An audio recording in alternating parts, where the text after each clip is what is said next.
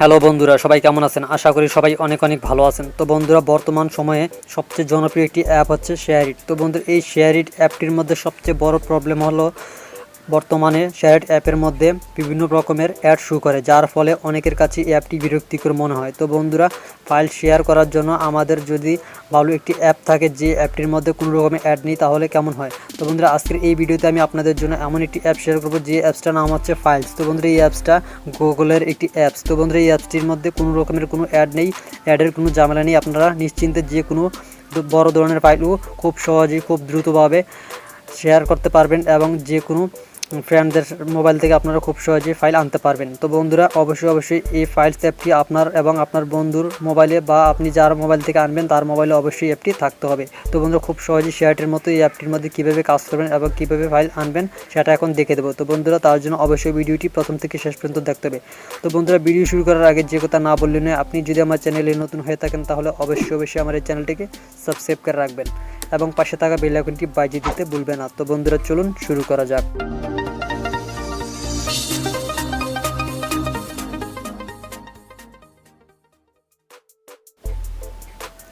তো বন্ধুরা, এই অ্যাপসটার ডাউনলোড লিঙ্ক আপনারা আমার ভিডিও ডেসক্রিপশন বক্সে পেয়ে যাবেন। তো বন্ধুরা, সেখান থেকে আপনারা ডাউনলোড করে নেবেন। তো বন্ধুরা, ডাউনলোড করা হয়ে গেলে সরাসরি অ্যাপসটিকে ওপেন করে নেবেন।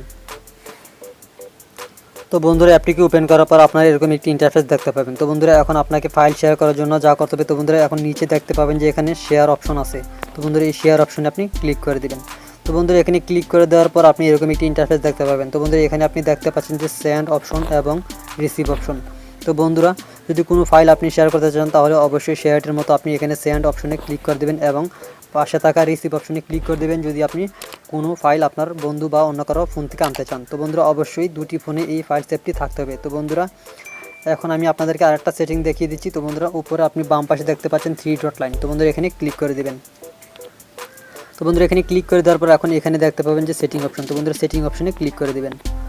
তো বন্ধুরা, এখানে ক্লিক করে দেওয়ার পর তো বন্ধুরা এখন একটু নিচের দিকে যাবেন। তো বন্ধুরা, এখন এখানে আপনি দেখতে পাবেন যে ইউর নেম একটা অপশন আছে। তো বন্ধুরা, এই অপশনটার মধ্যে আপনি ক্লিক করে দিবেন। তো বন্ধুরা, এখানে ক্লিক করে দিলে আপনি এখানে যে কোনো একটা নাম দিয়ে দিতে পারবেন আপনার SHAREiটের মতো। তো বন্ধুরা, SHAREiটের মতো যে কোনো একটা নাম দিয়ে দিবেন। তো বন্ধুরা, তারপর এখানে আরেকটা অপশন দেখতে পাবেন যে সেভ টু SD কার্ড। তো বন্ধুরা, এই অপশনটা যদি আপনি চালু করে নেন তাহলে আপনার আপনি অন্য ফোন থেকে যে ফাইলগুলো আনবেন SHAREiটের মতো সেই ফাইলগুলো আপনার মেমোরি কার্ডে অটোমেটিক সেভ হয়ে যাবে। তো বন্ধুরা, তারপর আরেকটা অপশন এখানে দেখতে পাচ্ছেন যে ডার্ক মোডের একটা অপশন আছে। তো বন্ধুরা, এই অপশনটা যদি আপনি চালু করে নেন তাহলে ডার্ক মোড হয়ে যাবে।